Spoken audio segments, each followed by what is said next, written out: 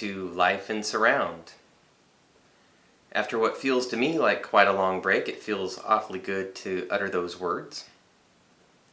It's been quite a while. I think the last video I did was a thank you for a QQ door prize that was sent to me because I won a lottery of sorts, quadraphonic quad door prize. But I figured it was time to get back to discussing popular titles, particularly ones that the community at large has really largely enjoyed over the years. So I thought it would be fun to discuss a top 10 of sorts. So what I did is I went to quadraphonicquad.com, which I'm not affiliated with, but happens to be the premier surround sound information gathering hangout kind of place on the internet. And I went to the surround polls tab, and I went to the index tab, so you're looking at a little bit of everything. DVDs, Blu-rays, Super Audio CDs, DTS discs, even SQ and QS LPs, CD4, Q8 tape. And I went and filtered the results based on number of votes. So today I'm going to present to you the top 10 most popular surround titles, at least as voted on at Quadraphonic Quad. So the titles that got a poll thread generated for them and received the most votes. It so happens that all of these titles have very high ratings as well, somewhere well into the 90th percentile. So these are not only titles that have gotten a lot of votes, but they've gotten a lot of really high, good, positive votes. Alright, so without further ado, let's get on with it.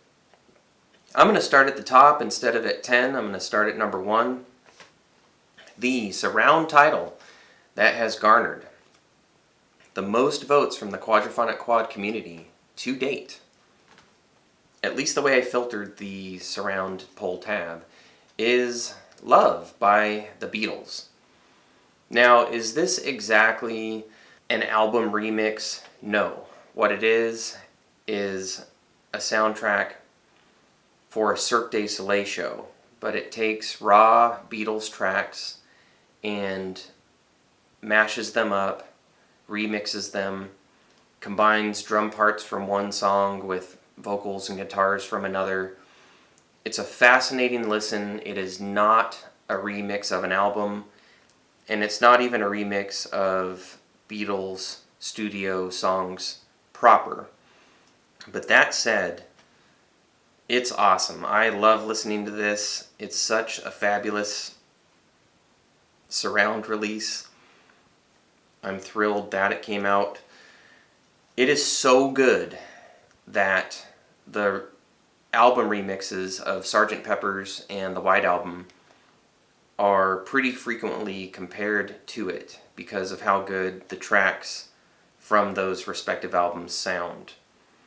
You have Sgt. Pepper's here, Back in the USSR, Revolution, Lucy in the Sky with Diamonds, and so forth.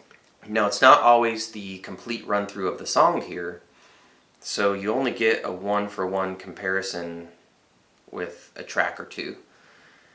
I do that in the White Album video that I made, I believe. But anyway, the Beatles, Love. If you are into surround music, or if you're thinking about it, if you're on the fence, this should be one of your first acquisitions. I haven't Googled it lately, but every time I've ever bothered to look, it's pretty cheap, and it is a lot of bang for the buck. It's well worth it. Even if you go and search it out and it's above retail, this is very, very, very, very worth it. This is a very, very, very much beloved surround release. The fidelity is absolutely mind-blowingly amazing. It makes you wonder what happened with the remix of Sgt. Pepper's, and to some extent the White Album, just because of how good this sounds. Alright? So Love by the Beatles. This definitely deserves tons of votes, and I totally get why it's in this list. Alright, next up. Dire Straits, Brothers in Arms. Dire Straits, Brothers in Arms. I have this on Super Audio CD format. It's my understanding that it also comes on DVD audio format. Because of its all digital recording and mixing processing chain, it has been claimed that this surround title sounds even better on DVD audio. This Super Audio CD sounds so good that I find that just almost impossible to believe. Now that said, I'm watching Amazon and I'm watching eBay and I'm watching Quadraphonic Quad and Discogs for a reasonable price on the DVD audio because I want to find out for myself, but holy smokes. This Super Audio CD, which is pretty reasonably priced as of a few days ago when I looked, is what I would call a reference disc. It sounds so good that if you put this on and anything sounds imbalanced, like the fronts are overpowering the surrounds, or the surrounds are overpowering the fronts, or the bass is too strong, or the bass is too light, or you're just not feeling it fidelity-wise, or something just sounds amiss, like it is your system. It's not this disc. This disc sounds amazing. Now, because I want to do a dedicated video about this album, I'm not going to prattle on too long tonight, but I totally get it why Brothers in Arms is on this list. It just sounds freaking fabulous. If you're aware of some of the hits from the album, Money for Nothing, Walk of Life, you're familiar with the playing style, and it's pretty clean rock and roll. It's got this crisp sound, but if your experience with this album is radio or even LP or CD, you just have to hear this album in surround and high res to believe it. Again, one of these days I would love to get my hands on the DVD audio, and if it sounds better than this, I will eat my hat. This Super Audio CD sounds fantastic. So, huge thumbs up from me. Next up, we have Elton John's Yellow Brick Road. And I'm pretty nutty about this album. It has a little bit of everything. It definitely scratches all of my itches. Everything I'm looking for in rock and roll from this period. It happens to have benefited from 3 different releases. Here's a double Super Audio CD, a DVD audio, and a Blu-ray. Now, why did I invest in all 3? I originally had only the Blu-ray, and it's always had a bit of an unsatisfying, harsh sound to me. I have all of the other Elton John multi-channel selections that are available. All the other ones happen to be on Super Audio CD. Captain Fantastic, Tumbleweed Connection, or Junction, whatever. And they all sound better than the Yellow Brick Road Blu-ray. So it got me to thinking, like, what the heck? I mean, that was more or less at the zenith of his career, and I've never heard any review that the Yellow Brick Road LP sounds inferior to his other classics. So I wondered what was going on there. It's possible that the mastering of the Blu-ray is involved, because I went online, Quadraphonic Quad, and read up on the history of the album, and there are those out there who claim that the Super Audio CD and the DVD audio sound better than the Blu-ray. Now, I happen to be waiting for a very special guest to sit down and listen to all three versions, at least a few songs from all three versions with me. Someone who is very familiar with this album and requested a listening party to compare the different versions. So hopefully we can make that happen soon, and I'll get a review up so that we can weigh in and let you know which version sounds the best. But if I'm going by the opinions of some people that I trust on Quadraphonic Quad, the SACD and the DVD audio should best the Blu-ray, and I'm really hoping that they do, because I would love for this album to take its rightful place in the pantheon of Elton John multi-channel, kind of on par with the quality of the songs and just how fun it is to listen to.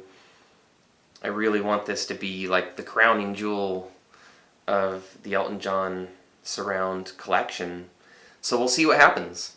But anyway, Yellow Brick Road, I totally get why it's garnered tons of votes, and it totally belongs in like any top 10 of surround as far as I'm concerned.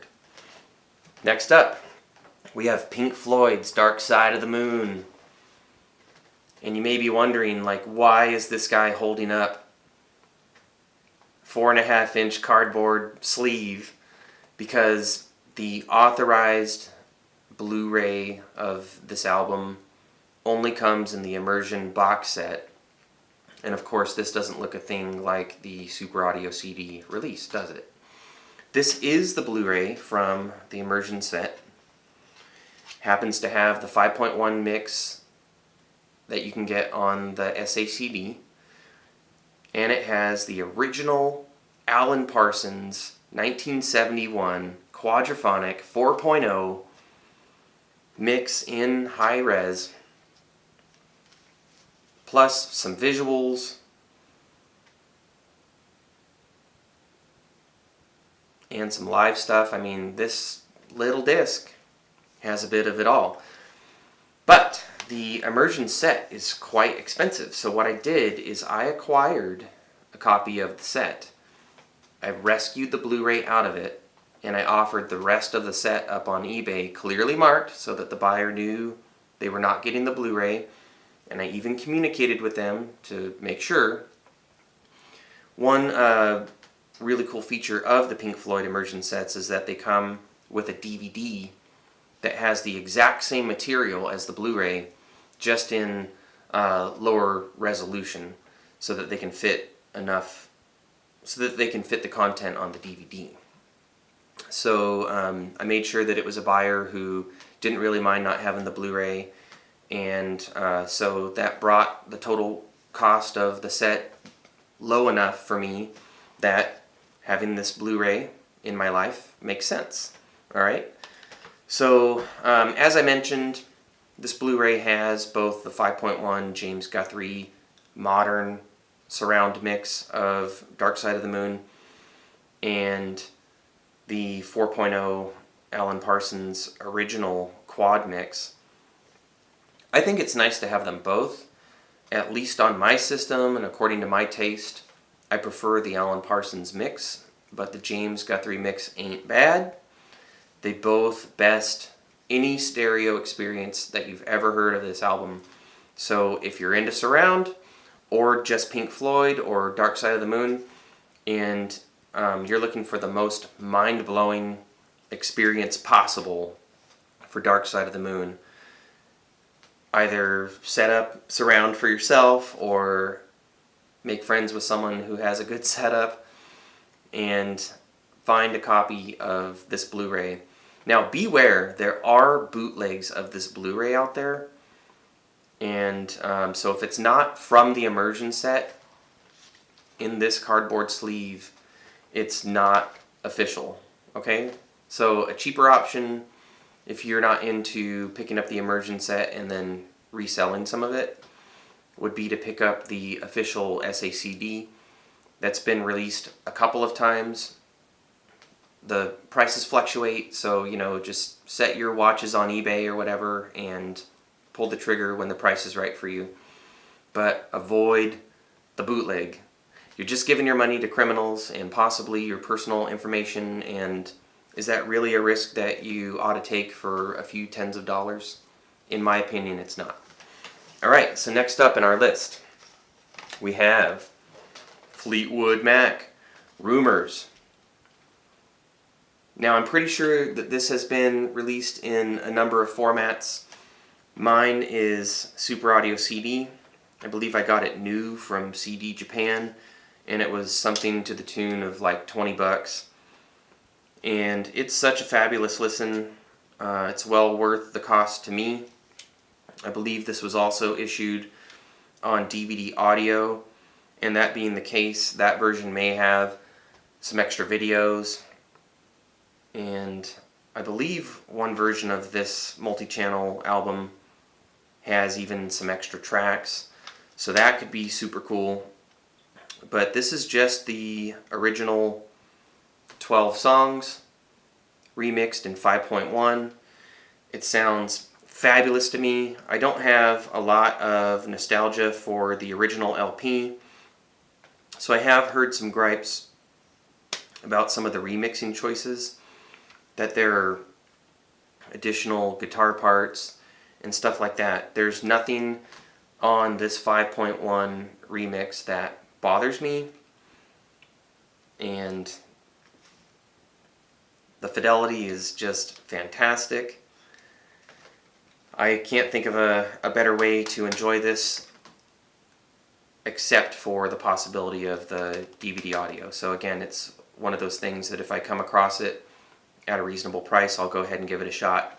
But I'm super, super happy with this Super Audio CD. So particularly, like, if you haven't ordered a ton of stuff from CD Japan ever, maybe pop on over there and see if you can fill up your cart, you know, with 3 or 4 or 5 or 6 items and just knock a bunch of stuff off your bucket list. I think that can bring the shipping down, and you get points with them, so it can help to lower the cost. And for their new products, usually the cost is pretty sane to begin with. You know, 20 to 30 bucks, something like that. Next up in our list, we have Beck's Sea Change. This guy right here.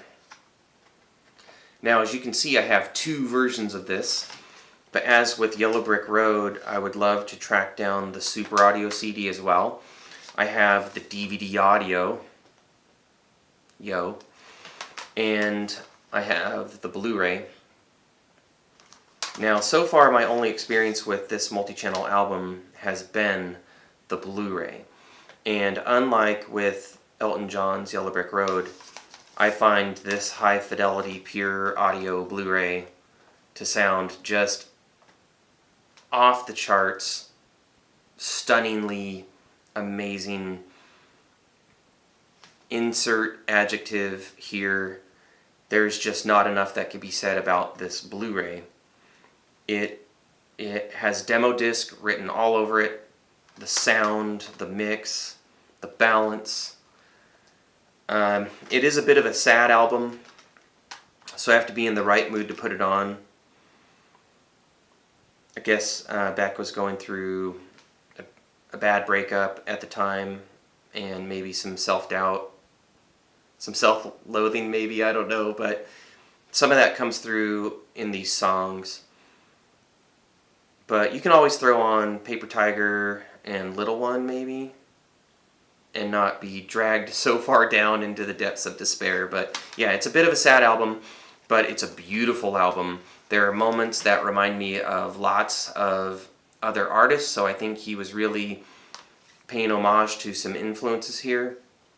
Has a bit of a country thing going on sometimes. It has a bit of a Radiohead thing going on sometimes. But I absolutely dig this. Whatever version of this you can find, Blu-ray, DVD audio, the Super Audio CD, please do yourself a favor. If it's not in your collection, change that and pour yourself a glass of wine or something and dim the lights and go on a little bit of a pensive, melancholy trip with Beck. If you have heard his glitchy, video gamey, low-res, lo-fi kind of stuff, It's nothing like that. He does have a multi-channel album out there that is glitchy and synthy and all that, but it's not this one, okay? This is just beautiful, mostly acoustic guitar music and a haunting, sad voice. I'm actually astounded that he put it out, because I really know him from his glitchy stuff. But anyway, Beck Sea Change. I can't recommend it highly enough. Now, an album that I don't understand the appeal for. King Crimson's In the Court of the Crimson King. I think that this is, you know, a good first stab at it for the band, but they just go places that are so much better. Lizard, Red, Discipline, Thrack. There's so many King Crimson albums that I think just absolutely bludgeon this one to death in terms of songwriting, fidelity, and everything, that I don't get why this has so many votes, except for maybe it was just, you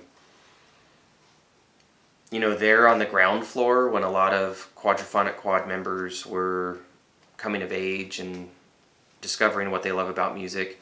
It certainly is an iconic album, and it's a classic. And the 5.1 mix does sound better to me than any of the radio stuff that I've heard and the stereo that I've heard via iPod, so that's not really saying much, but compared to the other multi-channel releases in King Crimson's catalog, which is about to become everything, with their new box set coming out, they're going to cover Power to Believe and Construction of Light. So like all of their studio albums will soon be available in multi-channel. Everything I've heard so far, Larks, Lizard, Red, Islands, Poseidon, Three of a Perfect Pair, Beat, Thrack, they're all better than this. I mean, I enjoy them more, at least. So I don't get it. But, I mean, the news here, in case you didn't know, is that most of King Crimson's catalog is in surround, and soon to be the whole thing, with an upcoming box set. And Steven Wilson has remixed a lot of it, and Jacko Jaksic, or Jacko Jaksic, however you say that, he's remixed some of it, and they're generally very, very good. Was it Jacko? I think so. Anyway, if you like King Crimson at all and don't yet have any of their multi-channel, do seek some out, but I would maybe start with Red and Discipline and then work your way backward and forward from there, depending on what really grabs you. Okay, so sorry about this one. I disagree that it should be as popular as it is. Next up, we have Queen's Night at the Opera. Now, I've already done a video or two on this one, and I'm only showing you my DVD audio here, even though I do have the DTS DVD.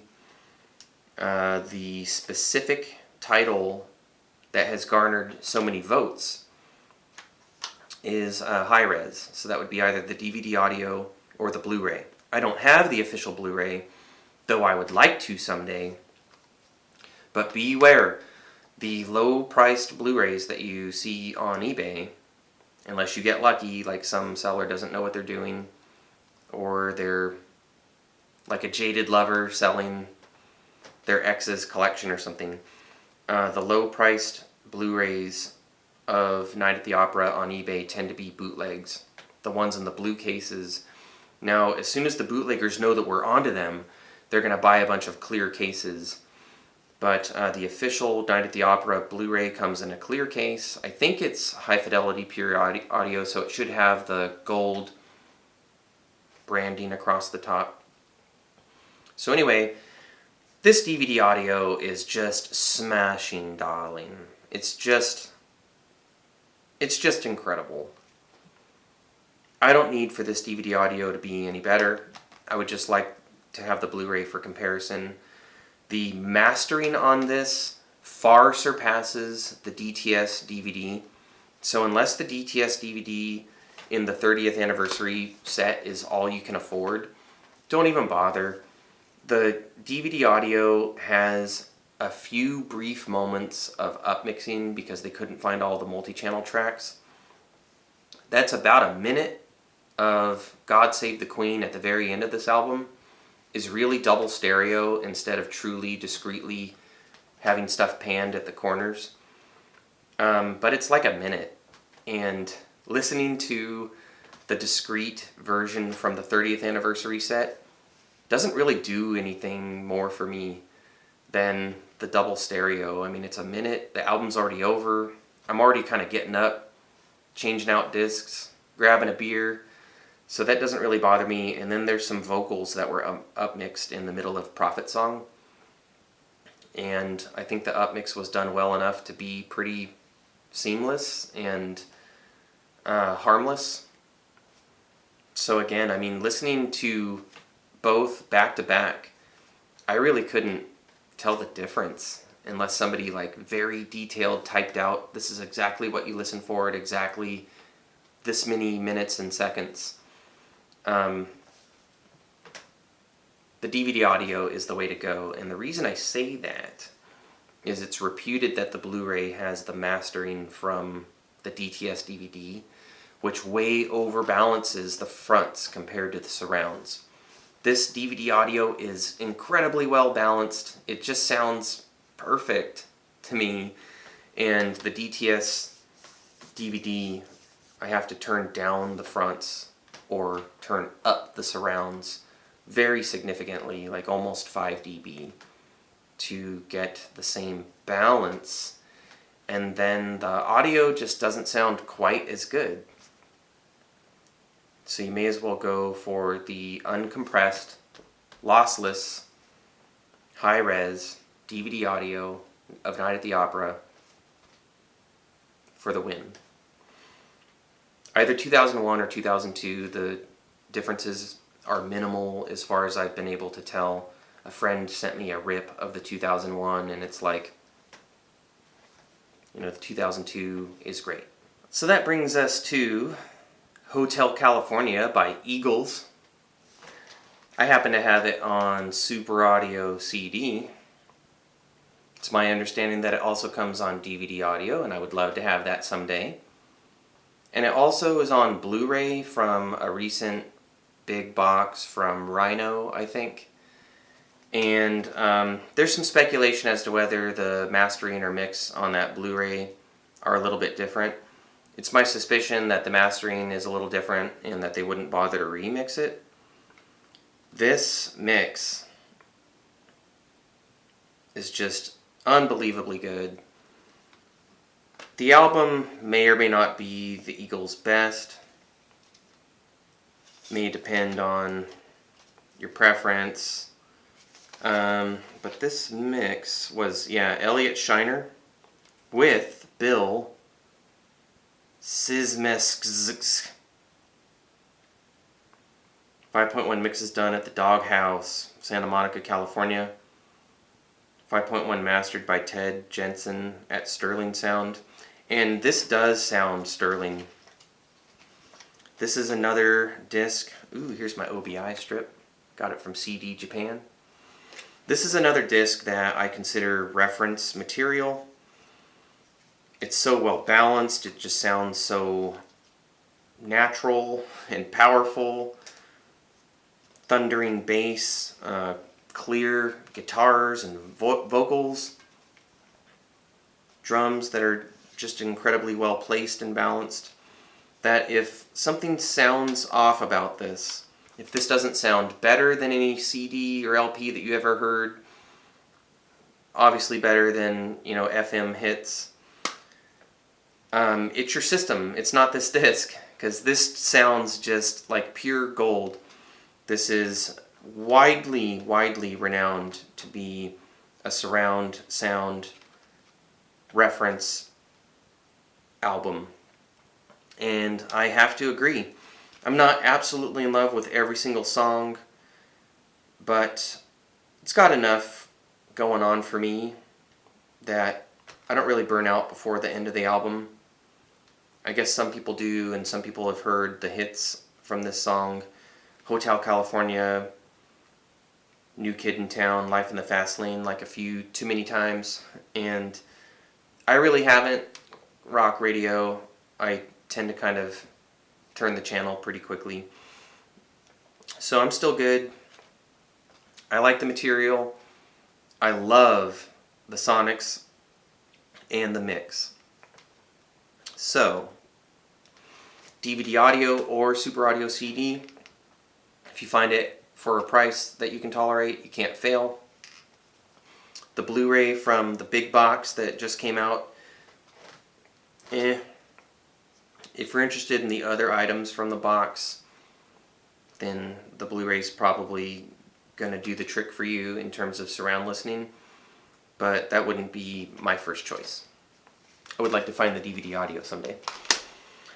Now we have another Super Audio CD, and is this available on DVD audio? I'm not sure.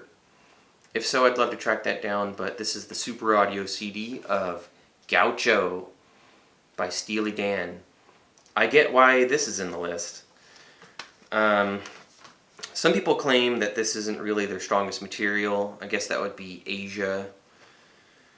But, come on, this has Babylon Sisters, Hey 19, catchy title track. This does it for me. Is there better Steely Dan out there? I guess that depends on nostalgia and taste and all that. But I love Gaucho, and I'm happy to have it.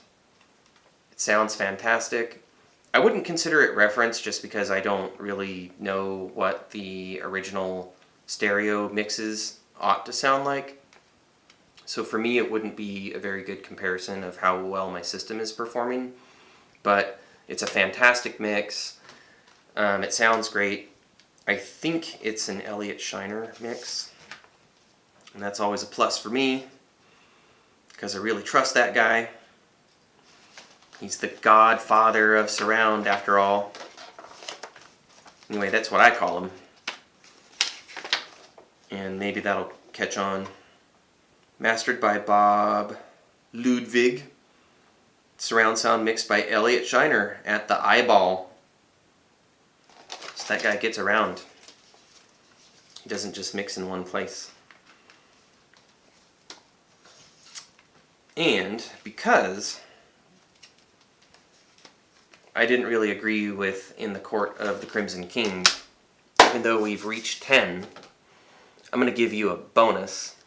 And what I did is I just scrolled down until I hit an album that I really love, even though the other albums in between are worthy. They should be in your collection.